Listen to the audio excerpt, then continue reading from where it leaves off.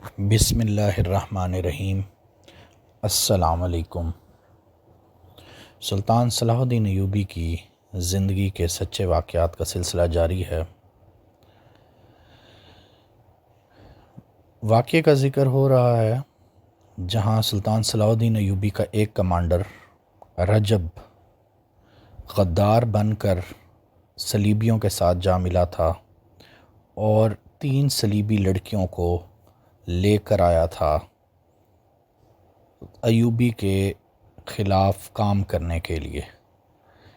اس دوران وہ حبشیوں کے پاس پھنس گیا۔ وہاں سے جب لڑکیوں کو پتہ لگا کہ یہ انگوک دیوتا کی پوجا کرتے ہیں اور ان لڑکیوں کو قربان کر دیا جائے گا، تو لڑکیاں وہاں سے بھاگ نکلیں۔ 2 لڑکیاں راستے میں ماری گئیں، جبکہ ایک لڑکی احمد کمال نام کے کمانڈر کے پاس جا پہنچی، جس احمد کمال نے اس کو علی بن سفیان جو کہ جاسوسی کا شعبے کا انچارج تھا اس کے حوالے کر دیا۔ لڑکی نے یہ کہا جب تک احمد کمال میرے سامنے بیٹھا رہے گا میں تب تک بات کروں گی، ورنہ زبان نہیں کھولوں گی، کیونکہ احمد کمال کے کردار سے وہ بہت متاثر ہوئی جس نے اس لڑکی کی عزت محفوظ رکھی۔ علی بن سفیان نے احمد کمال کو بلا کے اس کے سامنے بٹھا دیا۔ لڑکی نے مسکرا کے بولنا شروع کیا، اس نے کچھ بھی نہ چھپایا اور آخر میں کہا مجھے سزا دینی ہے تو میری ایک آخری خواہش ہے، میں احمد کمال کے ہاتھ سے مرنا چاہتی ہوں۔ اس نے تفصیل سے سنا دیا کہ احمد کمال کی مرید کیوں بن گئی ہے۔ علی بن سفیان نے لڑکی کو قید میں ڈالنے کے بجائے احمد کمال کے حوالے کر دیا اور سلطان ایوبی کے پاس چلا گیا۔ اسے لڑکی کا سارا بیان سنایا۔ اس نے کہا آپ کا فوج کا کمانڈر اور انچارج فیض الفاطمی ہمارا دشمن ہے، لڑکیوں کو اس کے پاس آنا تھا۔ سلطان ایوبی کا فوری رد عمل یہ تھا یہ جھوٹ بول رہی ہے، تمہیں گمراہ کر رہی ہے، فیض الفاطمی ایسا نہیں ہو سکتا۔ امیر محترم آپ بھول گئے ہیں، آپ شاید بھول گئے ہیں فاطمی اور فدائیوں کا گہرا رشتہ ہے، یہ لوگ آپ کے وفادار ہو ہی نہیں سکتے۔ سلطان ایوبی گہری سوچ میں پڑ گیا، وہ سوچ رہا تھا کس پر بھروسہ کرے۔ کچھ دیر بعد اس نے کہا علی میں تمہیں اجازت نہیں دوں گا، فیض الفاطمی کو گرفتار کر لو، کوئی ایسی ترکیب کرو کہ وہ موقع پہ پکڑا جائے، وہ جنگ کے شعبے کا حاکم ہے، سلطنت کے جنگی راز اس کے پاس ہے، مجھے جلدی یہ ثبوت چاہیے کہ وہ مجرم ہے یا نہیں۔ علی بن سفیان کا دماغ سراغ رسانی کے لیے تھا، اس نے ترکیب سوچ لی۔ اس نے کہا لڑکی جن مراحل سے گزر کر آئی ہے وہ لڑکی ہماری بات مانے گی، اس لڑکی کو استعمال کر لیتے ہیں، کوشش کر کے دیکھو۔ سلطان ایوبی نے کہا لیکن یاد رکھو میں واضح ثبوت اور شہادت کے بغیر تمہیں اجازت نہیں دوں گا، فیض الفاطمی کو گرفتار کر لو، مجھے ابھی تک یقین نہیں آ رہا وہ بھی دشمن کے ہاتھوں میں کھیل رہا ہے۔ علی بن سفیان لڑکی کے پاس گیا اور اسے اپنا مدعا بتایا۔ لڑکی نے کہا احمد کمال کہے تو میں آگ میں بھی کود جاؤں گی۔ احمد کمال نے اسے کہا جیسے کہتے ہیں ویسے کرو، اس کا مجھے کیا انعام ملے گا؟ لڑکی نے پوچھا تمہیں پوری حفاظت سے فلسطین کے قلعے میں جہاں سے آئی ہو وہاں پہنچا دیا جائے گا اور یہاں تمہاری پوری عزت کی جائے گی۔ نہیں، یہ انعام بہت تھوڑا ہے، مجھے منہ مانگا انعام دو، میں اسلام قبول کر لوں گی، احمد کمال سے میری شادی کر دو۔ احمد کمال نے صاف انکار کر دیا۔ علی بن سفیان اسے باہر لے گیا اور کہا یہ بے شک اسلام قبول کر لے لیکن میں اس کو پھر بھی دشمن سمجھوں گا۔ علی بن سفیان نے کہا ملک اور قوم کی سلامتی خاطر تمہیں قربانی دینی ہوگی۔ احمد کمال مان گیا۔ اس نے لڑکی کا میں چونکا تمہیں بے اعتبار سمجھ رہا تھا اس لیے شادی سے انکار کر دیا تھا، اگر تم ثبوت دو تو میں تمام عمر تمہارا غلام لوں گا۔ لڑکی نے علی بن سفیان سے کہا کہو مجھے کیا کرنا ہے، میں بھی دیکھ لوں گی مسلمان وعدے کے کتنے پکے ہیں، میری شرط یہ بھی احمد کمال میرے ساتھ رہے گا۔ علی بن سفیان نے اس کی شرط مان لی اور ایک اہلکار کو بلا کے احمد کمال لڑکیوں کی رہائش کا حکم دے دیا۔ تیسرے دن علی بن سفیان کے بھیجے ہوئے آدمی حبشیوں کی اس جگہ پہنچ گئے جہاں سے لڑکیاں بھاگی تھیں اور جہاں غدار رجب حبشیوں کا قیدی تھا۔ یہ 6 آدمی تھے اور سب اونٹوں پر سوار تھے، انہوں نے بھیس نہیں بدلا تھا اور مصری فوج کے لباس میں تھے، ان کے پاس برچھیاں، تیر، کمان، تلواریں تھیں۔ انہیں احمد کمال نے ساری بات بتا دی تھی۔ وہ جب وہاں پہنچے تو تھوڑی دیر بعد ان کے سامنے برچھیاں آ کر ریت میں دھنس گئیں۔ تھوڑی دیر بعد حبشی پنڈت سامنے آئے، اس کے ساتھ 3 حبشی تھے، ان کے پاس برچھیاں تھیں۔ حبشی نے انہیں خبردار کیا اور کہا کہ وہ تیر اندازوں کی زد میں ہیں۔ سب نے اپنے ہتھیار حبشیوں کے سامنے پھینک دیے اور اونٹوں سے اتر آئے۔ ان کے قائد نے حبشی پنڈت سے ہاتھ ملا کر پوچھا ہم تمہارے دوست ہیں، محبت لے کر جائیں گے، محبت لے کر آئے ہیں، کیا تم نے 3 لڑکیوں کی قربانی دے دی؟ ہم نے کسی لڑکی کی قربانی نہیں دی، تم کیوں پوچھ رہے ہو؟ اس نے کہا ہم مصری فوج کے باغی ہیں، ہم تمہاری اس فوج کے سپاہی ہیں جو مسلمانوں سے تمہارے دیوتا کی توہین کا انتقام لے گی۔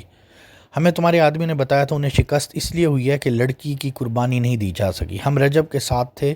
ہم نے اسے کہا تھا کہ 3 فرنگی لڑکیاں اغوا کر لے آئیں گے اور ایک کی وجہ 3 لڑکیوں کو قربانی دیں گے. دیوتا کے مگر مچھوں کھلائیں گے. ہم بڑی دور سے 3 لڑکیوں کو لائے تھے اور رجب کے حوالے کر دیا تھا. ہم یہ دیکھنے ہیں لڑکیوں کی قربانی ہو چکی ہے نہیں.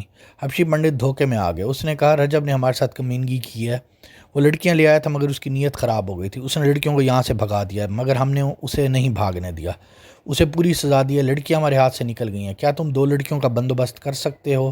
دیوتاؤں کا قہر سخت ہوتا جا رہا ہے. ہم ضرور بندوبست کریں گے. تھوڑی دیر تک 2 اور لڑکیاں لے آئیں گے اور رجب کے پاس لے چلو. ہم اس سے پوچھیں گے. حبشی پنڈت اس کو ساتھ لے گیا. ایک جگہ مٹی کا چوڑا اور گول برتن رکھا تھا. ایسے ہی ایک برتن ڈھکا ہوا تھا. پنڈت نے اوپر والا برتن اٹھا کر نیچے والے برتن میں ہاتھ ڈالا. جب اس نے ہاتھ باہر نکالا تو اس کے ہاتھ میں رجب کا سر تھا. چہرے کا ہر حصہ صحیح سلامت تھا. اس سے پانی ٹپک رہا تھا. یہ کوئی دوائی تھی جسے حبشیوں نے ڈالا تاکہ خراب نہ ہو.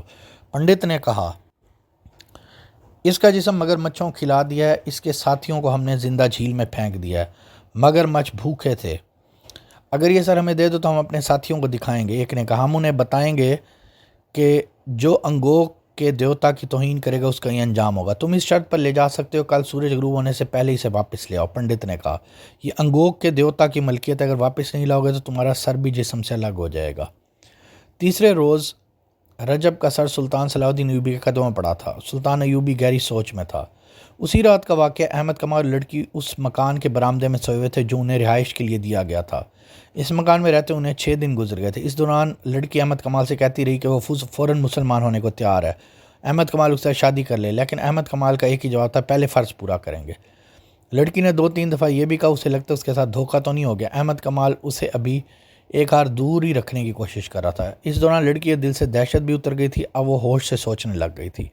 اس رات اور احمد کمال برآمدے میں سوئے ہوئے تھے. باہر ایک سپاہی پہرے پر کھڑا تھا. آدھی رات سے کچھ پہلے پہرے دار مکان کے اندر گھومنے کے لیے آہستہ آہستہ چلا تو کسی نے پیچھے سے اس کی گردن جکڑ لی. فوراً بعد اس کے منہ پر کپڑا باندھ دیا. ہاتھ اور پاؤں بھی رسیوں میں جکڑے گئے. وہ 4 آدمی تھے. مکان کا دروازہ اندر سے بند تھا. ایک آدمی دیوار کے ساتھ لگا لڑکی کو باندھا اور وہاں سے لے کر غائب ہو گیا. شہر سے 4-5 میل دور فرعونوں کے وقت کے ایک بہت وسیع و ریز عمارت کھنڈر کی طرح موجود تھی. اس کے متعلق لوگوں نے کہا ہوا تھا کہ یہاں پہ جنات ہوتے ہیں. کچھ نے کہا یہاں پہ سانپ ہیں. لیکن سانپ تو ضرور ہی تھے. سانپوں کے ڈر سے کوئی کھنڈر قریب نہیں آتا تھا. بڑی خوفناک کہانیاں تھیں. اس کے باوجود یہ چاروں اس کو لے کر اس کھنڈروں میں داخل ہو گئے جیسے وہ ان کا گھر ہے. وہ وہاں سے گزرتے گزرتے کہیں پہ چھپکلیاں رینگ رہی تھیں, کہیں پہ چمگادڑیں اڑ رہی تھیں. وہ وہاں سے چلتے رہے. اندر مکڑیوں کے جالے اور کائی بھی تھی. وہ چٹان میں بنے ہوئے کمرے میں داخل ہوئے. وہاں ایک آدمی مشل لیے کھڑا تھا جو ان کے آگے آگے چل پڑا. آگے سیڑھیاں تھیں جو نیچے اترتی تھیں. وہ سب نیچے اتر گئے اور ایک طرف مڑ کے ایک وسیع کمرے میں داخل ہو گئے. وہاں فرش پر بستر بچھا تھا. اس کے ساتھ ایک خوشنما دری بھی لگی ہوئی تھی. کمرہ سجا ہوا تھا. لڑکی کو بستر پہ ڈال کے اس کے منہ سے کپڑا کھول دیا. لڑکی غصے سے بولی میرے ساتھ یہ سلوک کیوں ہے؟ مر جاؤں گی, کسی کو اپنے قریب نہیں آنے دوں گی. اگر تمہیں وہاں سے نہ اٹھوایا جاتا تو کل صبح تمہیں جلاد کے حوالے کر دیا جاتا. ایک آدمی نے کہا میرا نام فیض الفاطمی ہے. تمہیں میرے پاس آنا تھا. باقی 2 کہاں ہیں؟ تم اکیلی کیسے پکڑی گئی؟ رجب کہاں ہے؟ لڑکی مطمئن ہو کر بولی میں خدا کا شکر ادا کرتی ہوں, مجھے بڑی بڑی مصیبتوں سے بچایا, میں منزل پہ پہنچ گئی ہوں.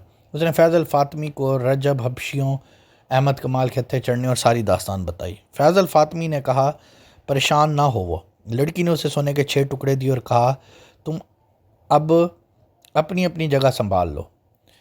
میں تھوڑی دیر بعد چلا جاؤں گا. یہ لڑکی 3-4 روز یہیں رہے گی. میں رات کو آیا کروں گا. باہر جب اس کی تلاش ختم ہو جائے گی تو اسے لے جاؤں گا. 4 آدمی باہر چلے گئے. ٹھنڈت کے چاروں طرف ایسی جگہ بیٹھ گئے جہاں سے باہر نظر رکھ سکتے تھے. فیض الفاطمی کے ساتھ ایک آدمی رہ گیا تھا. یہ مصری فوج کا کمانڈر تھا. اندر فیض الفاطمی اپنی کامیابی پر بہت خوش تھا. 2 لڑکیوں کی موت کا اسے غم بھی تھا. اسے رجب کے انجام کا پتہ نہیں لگا تھا. اس نے کہا رجب کو نکالنا بہت ضروری ہے. اس نے علی بن سفیان اور صلاح الدین ایوبی کے قتل کا کچھ انضام کیا جو میرے علم میں نہیں تھا. اس نے غالباً فدائیوں سے معاملہ طے کر لیا ہے. یہ دونوں قتل اب ضروری ہو گئے ہیں. اب ہمیں کوئی نیا منصوبہ بنانا ہے. میں اپنے دوسرے ساتھیوں کے بارے میں کل بتاؤں گا. ابھی آرام کرو. صلاح الدین ایوبی کیا واقعی اس کے بعد قتل ہو گیا؟ اس کے بارے میں آنے والے حصے میں بتایا جائے گا.